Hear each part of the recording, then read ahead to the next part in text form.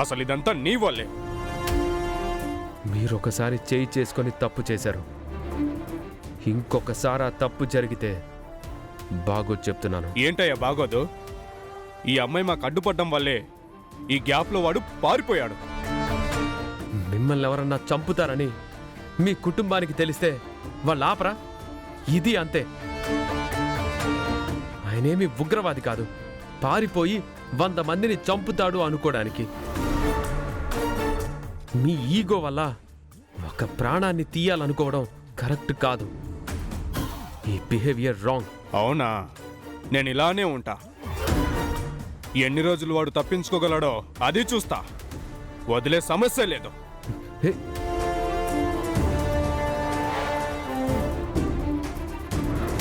బాబు, వీళ్ళు నాన్నని చంపకుండా వదలరు. అంతకంటే ముందు నాన్న ఎక్కడున్నాడో మనమే కనిపెట్టి జడ్జి గారి దగ్గరికి తీసుకువెళ్ళి ప్రాణభిక్ష పెట్టమని అడుగుదాం బాబు. నాన్నని కాపాడుకోవాలంటే మనకదొక్కటే దారి. టెన్షన్ పడకు చాం, ఏదో ఒకటి చేద్దాం. ముందు మీ నాన్నను వెతుకుదాం, పద.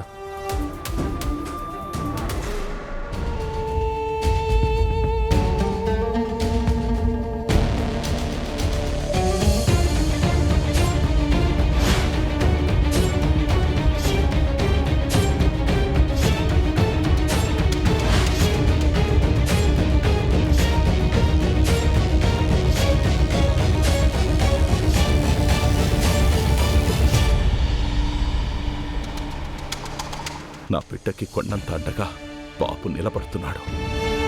ఆ చేతులు కలవాలి. వాళ్ళని కలపాలంటే నా బిడ్డను కలిసి నిజం చెప్పాలి.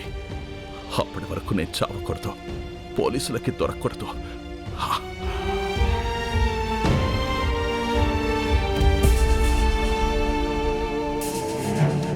బాబు, మనం నాన్న కోసం రోడ్లు అన్నీ వెతికి ప్రయోజనం ఉండదనిపిస్తోంది. నాన్నని కాల్చారని తెలిసింది కదా, ఆయన హాస్పిటల్కి వెళ్ళారేమో. మనం ఈ చుట్టుపక్కల ఉన్న హాస్పిటల్లో వెతుకుదాం. నాన్న కనిపిస్తారనిపిస్తుంది. ఆయన్ని కాపాడుకుందాం బాబు. అలాగే చామంతి.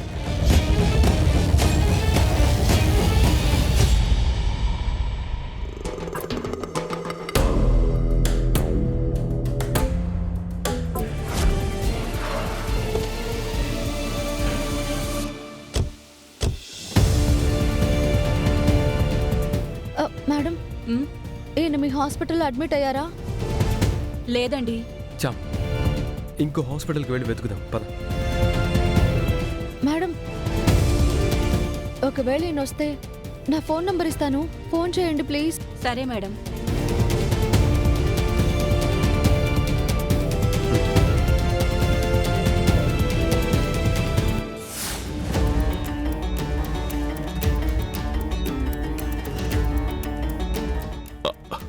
అమ్మా, అమ్మా, నా కాలికి గాయమైందమ్మా. త్వరగా చికిత్స చేయాలి. డాక్టర్ గారిని పిలవండమ్మా. ఇప్పుడే మీ ఫోటో చూపించి ఇద్దరు వచ్చారండి. మీరొస్తే ఫోన్ చేయమని చెప్పారు. ఉండండి, ఫోన్ చేస్తాను. పోలీసులు వచ్చుంటారు. ఇప్పుడు వేరే హాస్పిటల్కి వెళ్ళాలి. అయ్యో సార్, సార్!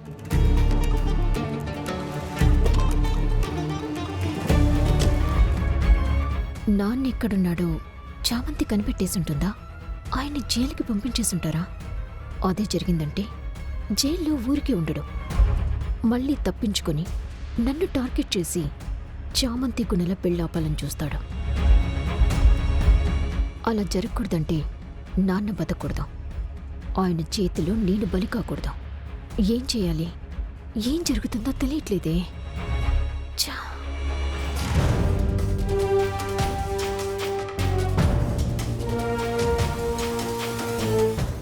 బాబు, డాక్టర్ గారిని త్వరగా కలవాలి.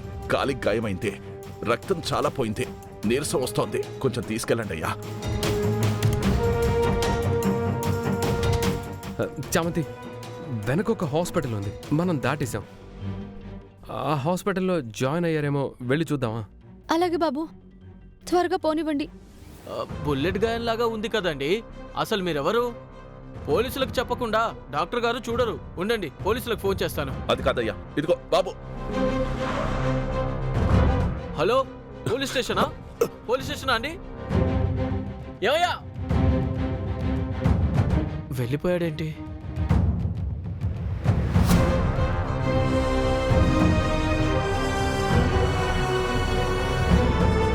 అన్నా, ఈయన మీ హాస్పిటల్ అడ్మిట్ అయ్యారా? ఈయన ఇప్పుడే వచ్చాడు. కాలికి బుల్లెట్ తగిలింది. పోలీసులకు చెప్పి ట్రీట్మెంట్ చేస్తానని చెప్పా. ఫోన్ చేస్తుంటే వెళ్ళిపోయాడు. ఎంతసేపు అయింది? ఇప్పుడే వెళ్ళాడు సార్. చాం పద చాం రా.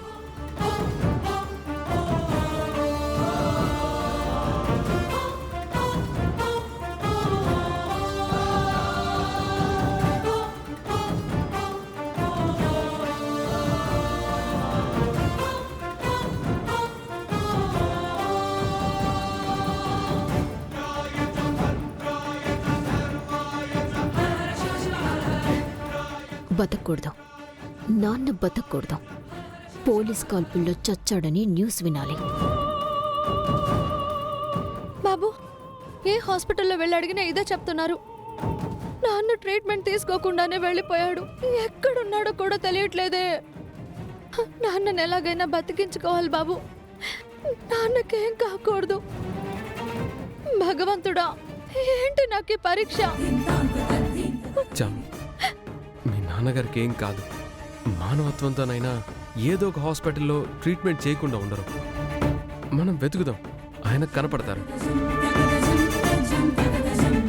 ధైర్యంగా ఉండు చాం, పద రా.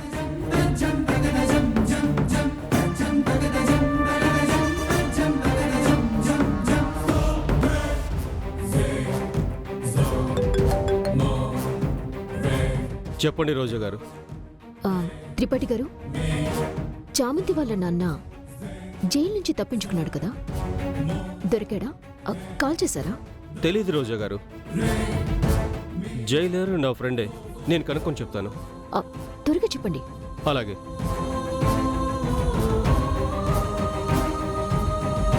ఈవిడెందుకు ఇంత ఇంట్రెస్ట్ చూపిస్తుంది? ఒకసారి జైలర్ కాల్ చేసి అడుగుదాం.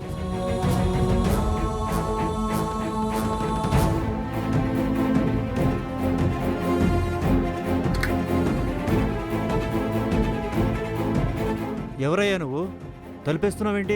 డాక్టర్, మీకు నిజం చెప్తున్నా. పోలీస్ కాల్పుల్లో నా కాలికి తూటా దిగింది. నా బిడ్డ కోసం నేను బతకాలి డాక్టర్, నన్ను బ్రతికించండి. పోలీసులు కాల్చారా?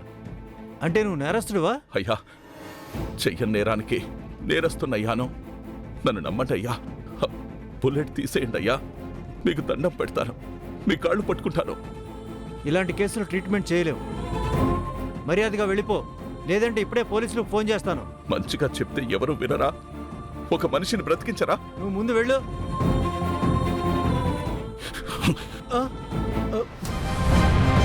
ఏం చేస్తున్నావు? బెదిరించి వైద్యం చేయించుకోలేవు. మీరు ఫోన్ తీయండి. దేనికి? కంఠమనేని హర్షవర్ధన్ గారు తెలుసా? తెలుసు. ఆయనకోసారి ఫోన్ చేయండి. ఆయన మంచివాడని మీకు తెలుసు కదా. నా గురించి ఆయనే చెప్తారు. నాకు ఇక వేరే దారి లేక ఆయనకు ఫోన్ చేయమని మీకు చెప్తున్నాను. ఫోన్ చేయండి.